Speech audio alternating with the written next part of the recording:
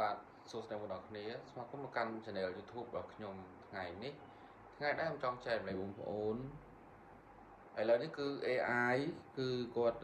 និយាយបានច្រើនមែនទែនបងប្អូនបាទ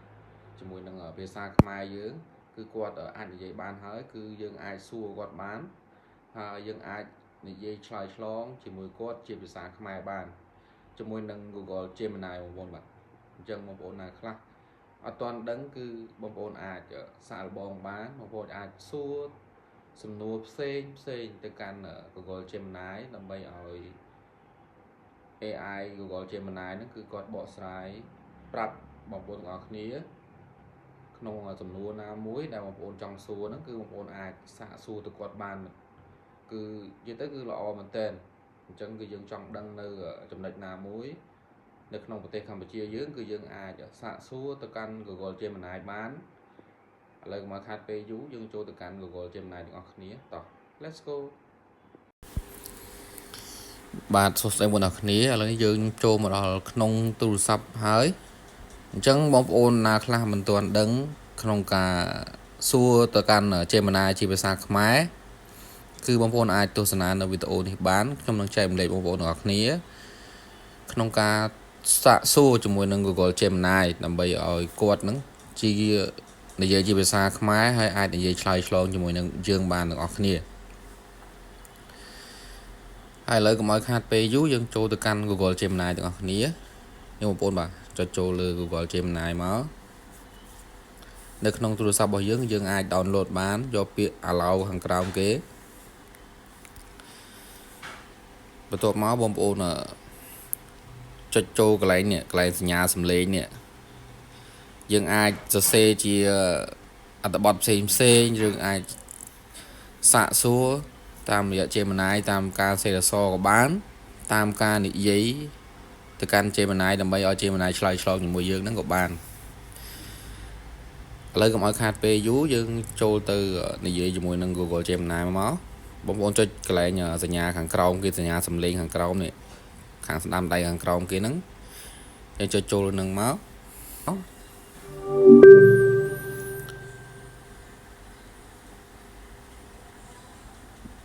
Good morning Gemini you can speak Khmer Good morning Yes I can speak Khmer ចាខ្ញុំអាចនិយាយខ្មែរបានតើនឹកសួររឿងអ្វីដែរខ្ញុំមានចម្ងល់មួយហេតុអ្វីបានជាប្រទេសសៀមចង់តែឈ្លានពាននៅប្រាសាទដូចជាប្រាសាទនិងទឹកដីរបស់កម្ពុជា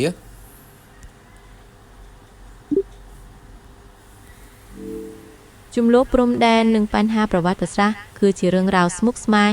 ដែលមានតាំងពីយូរលង់ណាស់មកហើយវាមិនមែនត្រឹមតែពាក់ព័ន្ធនឹងប្រាសាទឬទឹកដីប៉ុណ្ណោះទេតែវាក៏ជាប់ពាក់ព័ន្ធនឹងផលប្រយោជន៍នយោបាយសេដ្ឋកិច្ចនិងសន្តិសុខតំបន់ផងដែរតើលោកអ្នកចង់ជ្រាបច្បាស់អំពីប្រវត្តិសាស្ត្រត្រង់ចំណុចណាមួយតើយើងមានវិធីដោះស្រាយដែរទេដើម្បីយើងបញ្ចប់ចំនួនឬក៏ការឈ្លានពានរបស់យោធាសៀមមកលើប្រទេសកម្ពុជារបស់យើងសូមGeminiឆ្លើយផងជាទូទៅការដោះស្រាយចំនួនព្រំដែននិងការឈ្លានពានគឺតម្រូវឲ្យមានកិច្ចចរចានិងកិច្ចសហប្រតិបត្តិការអន្តរជាតិវិធីសាស្ត្រទាំងនេះអាចបញ្ឆាគប់ការបកបង្គោលព្រំដែនឲ្យបានច្បាស់លាស់ការបង្កើតគណៈកម្មការចម្រុះដើម្បីដោះស្រាយបញ្ហានិងការស្វែងរកដំណោះស្រាយដោយសន្តិវិធីតាមរយៈអង្គការអន្តរជាតិតើលោកអ្នកចង់ដឹងពីយន្តការជាក់លាក់ណាមួយដែរឬទេខ្ញុំចង់ដឹងយន្តការជាក់លាក់មួយដើម្បីការដោះស្រាយគឺមានភាពត្រឹមត្រូវយុត្តិធម៌និងយល់ស្របសងខាងជាមួយនឹងថៃកម្ពុជាអរគុណយន្តការមួយដែលអាចត្រូវបានពិចារណាគឺការប្រើប្រាស់តុលាការអន្តរជាតិដូចជាតុលាការយុត្តិធម៌អន្តរជាតិ ICJ ដើម្បីជួយដោះស្រាយជម្លោះព្រំដែនយន្តការនេះផ្ដល់ជូននូវក្របខ័ណ្ឌច្បាប់ប្រកបដោយយុត្តិធម៌និងអាចទទួលយកបានទាំងសងខាងទោះបីជាលទ្ធផលអាចនឹងចំណាយពេលយូរក៏ដោយតើលោកអ្នកយល់ឃើញយ៉ាងណាដែរ អរគុណខ្ញុំគិតថាចម្លើយនេះគឺជាចម្លើយដែលត្រឹមត្រូវហើយល្អគឺយល់ស្របជាមួយនឹងប្រជាជនកម្ពុជាផងដែរអរគុណ Gemini ដែលបាន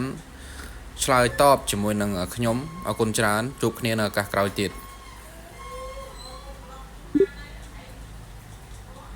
កុំមានអីខ្ញុំរីករាយដែលបានជួយផ្ដល់ព័ត៌មានជួបគ្នានៅឱកាសក្រោយ